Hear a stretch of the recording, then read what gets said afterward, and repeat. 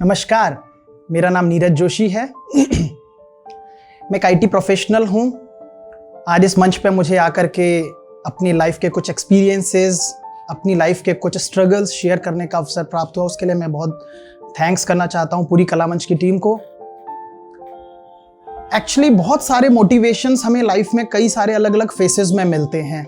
मैं बचपन से ही टेक्निकल चीज़ों में रहा हूँ। मुझे तोड़ फोड़ करना, हम सभी ने 3 इडियट्स देखी है, किस प्रकार से उसमें हमने देखा कि कैसे वो कभी ड्रोन्स बनाते हैं, कभी कुछ चीज़ें करते हैं। ऐसे ही मुझे बचपन से शौक रहा टेक्नोलॉजी का, कंप्यूटर्स का। तो बचपन से, क्योंकि जिस जगह से हम थे उत्तराखंड में, उस जगह पर तब इतनी चीज़ें हमारे रीच में नहीं हुआ करती थी। तो साइबर कैफ़ेज़ में जाना, उस टाइम पे जिस टाइम पे इंटरनेट इतना महंगा हुआ करता था, 150, 200 रुपये घंटा में इंटरनेट पे साइबर कैफ़ेज़ में जा कर के इंटरनेट सर्फ करना, इंफॉर्मेशन लेना कि कैसे मैं अपने शहर से बाहर निकलूं, और मेट्रो सिटीज़ में जा कर के, क्योंकि मुझे बचपन से ही ये था कि मुझे करना कुछ टेक्नोलॉजी में है।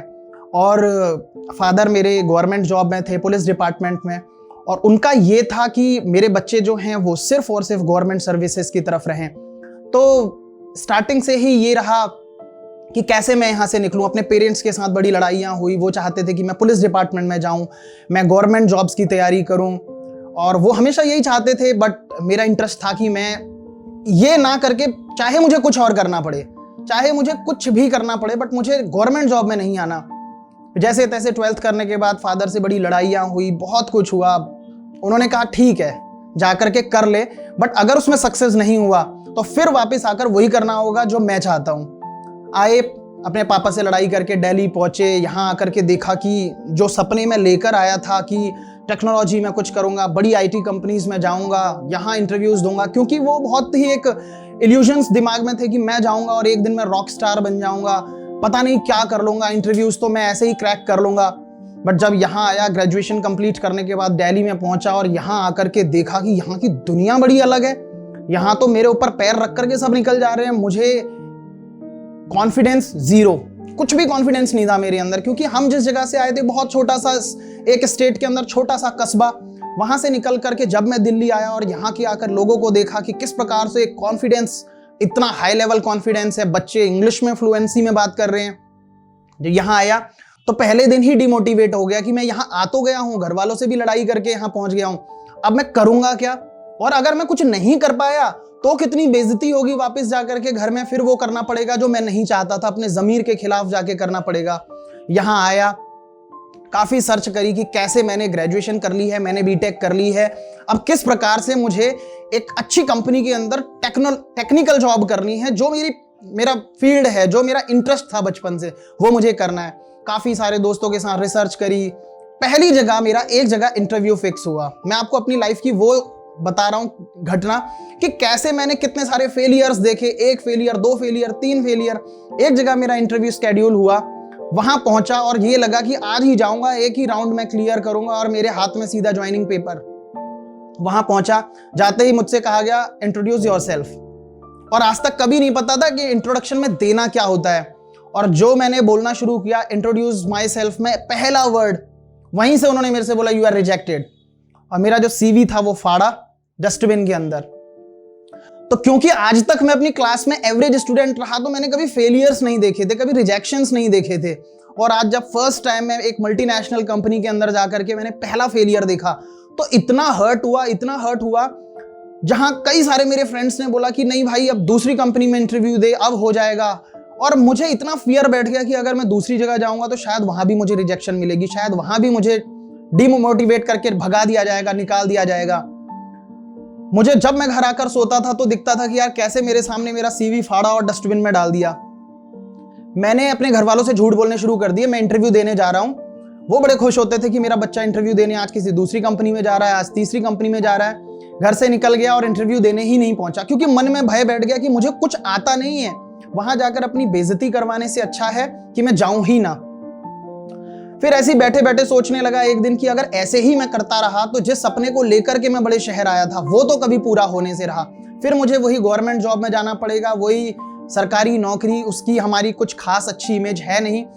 तो वो सपने जो मैं लेकर आया था उसे पूरा करने के फिर दोबारा से एक फ्रेंड मुझे मिला उसने मेरे से बोला कि भाई एक काम करते हैं, चलते हैं इंटरव्यू देने के लिए, पर पहले थोड़ा सा उसकी रफ प्रैक्टिस करते हैं। प्रैक्टिसेस करी, काफी सारी प्रैक्टिस करी। उसने बोला चलते हैं इंटरव्यू में, फेलियर ही होगा ना, रिजेक्शन ही मिलेगा, कोई बात नहीं, फाड़ के फेंकेंगे सीवी मुंह पर, कोई बात नहीं, करते हैं। कई सारे ऑफिसेज में गए, गार्ड्स ने अंदर नहीं घुसने दिया, क्योंकि प्रोसीजर नहीं पता था कि बड़ी बड़ी कंपनीज में किस तरह से जाया जाता है। वो एक बचपना लेकर के आए बड़े शहर में कि जी मैं ये कर लूंगा, मैं वो कर लूंगा। ना किसी प्लेसमेंट एजेंसीज के थ्रू हम पहुंचे, डायरेक्ट पहुंचते थे, गार्ड्स हमें भगा देते थे। ऐसे करते करते करते मैंने 1 साल दिल्ली में गुजार दिया, घर वालों को ये बोल करके कि शायद कल मेरी जॉब लग जाएगी, परसों मेरी जॉब लग जाएगी, नरसों मेरी जॉब लग जाएगी। और एक दिन फाइनली मैंने घर के प्रेशर में आकर के घर वालों को ये बोल दिया कि मेरी जॉब लग गई। और मुझे पता है मेरी जॉब वॉब कुछ नहीं लगी, अभी भी मैं सर्च ही कर रहा हूं। अब घर वाले मेरे खुश कि भाई लड़के की हमारी जॉब लग गई, और इधर मुझे डेली फेलियर्स मिल रहे हैं कि कुछ हो नहीं रहा। पापा ये पूछ रहे हैं भाई कितनी सैलरी मिल रही है, कैसी कंपनी है, वर्क एनवायरनमेंट कैसा है। और यहां आप ये सिचुएशन सोच कर देखो कि आपने एक घर पे झूठ बोल दिया है कि मेरी एक बहुत अच्छी कंपनी में जॉब लग चुकी है, और अब आपको घर से पैसे मिलने बंद हो गए हैं। जो अभी कल तक आपको रेंट भी मिल रहा था, आपको पूरे मंथ के अपने पॉकेट मनी मिल रही थी पेरेंट्स से, वो मिलनी बंद हो गई। और अब आपने ये झूठ बोल दिया कि मुझे पर मंथ 10,000, 15,000 एक्सेट्रा जो भी एक अमाउंट उस टाइम पे रही वो मुझे मिलनी शुरू हो गई है। घर वाले निश्चिंत हो गए, भाई बच्चा कमाने लग गया। और यहाँ मुझे ये पता है कि मेरा अभी कुछ नहीं हुआ है, मुझे अभी भी ऐसे ही धक्के खाने, और ये भी नहीं पता दिमाग में कि मैं अब आगे करूंगा कैसे, मैं अपने खर्चे कैसे निकालूंगा, मैं दिल्ली जैसे शहर में रेंट कैसे पे करूंगा, कुछ नहीं पता। बस घर में ये बोल दिया क्योंकि 1 साल से ट्राई कर रहा हूं, कहीं कुछ नहीं हो रहा। फिर एक दिन बैठे बैठे मैंने एक मोटिवेशनल वीडियोस देखी, क्योंकि 2010 और 11 का वो टाइम था। उस टाइम पे यूट्यूब का दौर नहीं था, सोशल मीडिया इतना ज्यादा एक्टिव नहीं था। 300 रुपए 400 रुपए में 1 GB का इंटरनेट पैक उस टाइम पे मिला करता था, तो बहुत लिमिटेड हम उसे यूज किया करते थे। एक वीडियो कहीं से मोटिवेशन की मैंने देखी कि भाई आप चाहे लाइफ में कितना ही गिरो, आप चाहे थको हारो कुछ भी हो, पर रुको मत। अगर आप रुक गए तो इसका मतलब अब आपका डेड एंड, आप यहां से रुक गए अगर, तो इसका मतलब आपने हार मान ली।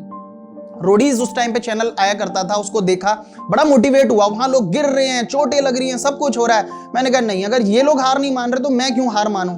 अगर मैंने आज एक झूठ बोल दिया और उस पर स्टैंप लगा दी, तो मेरे घर वालों को शायद मुझे जिंदगी भर झूठ बोलना पड़ेगा, और मुझे पैसे कमाने के लिए कोई गलत सोर्स पकड़ना पड़ेगा। फिर एक चैनल के थ्रू मैं जाना शुरू हुआ, बड़े सारे इंटरव्यूज दिए, दिन के 50-50 इंटरव्यूज मैंने पूरे गुड़गांव नोएडा के छान मारे। तब जाकर कहीं एक कंपनी ने मुझे इंटर्नशिप देने के लिए राजी हुए कि ठीक है भाई, चलो ठीक है, आप आ रहे हो, डेली हमारे पास आ रहे हो इंटर्नशिप के लिए। गया, वहां जाकर के पता चला कि मैं इंटर्नशिप में आ तो गया हूं, अब यहां पर जो मेरे सीनियर्स हैं, मेरे ऊपर बैठे हैं, वो यहां किसी को आगे नहीं बढ़ने देना चाहते। फिर डीमोटिवेट हो गया। 12-12 घंटे की शिफ्ट हो रही है, 14-14 घंटे की शिफ्ट हो रही है। सुबह ऑफिस जाने का टाइम है, रात को घर आने का कोई टाइम नहीं। फिर डिमोटिवेट हो गया। फिर ये समझ में आया कि छोड़ो, ये मेरी फील्ड ही नहीं है, शायद ये डेस्टिनी ही नहीं है, मुझे चाहती नहीं है। फिर दिमाग में ये बात आई, नहीं, अगर मैंने फिर आज इस पॉइंट पर मैंने गिव अप कर दिया तो फिर मैं गया। ये गिव अप करने का टाइम नहीं है। करता रहा 2 साल, 3 साल, 4 साल करने के बाद फाइनली जाकर के एक ब्रेक ऐसा मिला जहां पर जाकर के मुझे ऐसा लगा कि हाँ, यहां पर थोड़ा सा मैं स्टेबल हो सकता हूं। तो दोस्तों, मेरा मानना यह है कि अगर किसी भी लाइफ के फेस में आपको लग रहा है अब मुझे गिव अप कर देना चाहिए, अब मेरे बस की नहीं है, तो ये समझ लें वही टाइम है जहां पर मुझे अपना सबसे बेस्ट देना है। अगर मुझे लगता है कि अब बस हो गया, मुझसे नहीं हो रहा, यहां पर मेरे बस की नहीं है, मैं गिव अप करने को तैयार हूं, तो आप ये समझ लो यही पॉइंट है जहां मुझे गर्म लोहे पर हथौड़ी मारनी है। अगर मैंने वहां पर वो गेम खेल लिया तो आप ये समझ लो आप लाइफ में कभी भी गिव अप नहीं कर सकते। आपको कभी भी सक्सेस आपके पीछे रहेगी। फिर उसके बाद तो आप ये मान के चले, ये मेरी मोटिवेशनल कहानी थी कि किस प्रकार से मैंने झूठ भी बोले, बड़े सारे अपने घर वालों से ऐसी स्टोरीज बनाने के बाद एक पॉइंट पे जहां मुझे लगा कि मुझे गिव अप कर देना चाहिए, वहां अगर मैं गिव अप एक्चुअल में कर देता तो फिर मैं गया।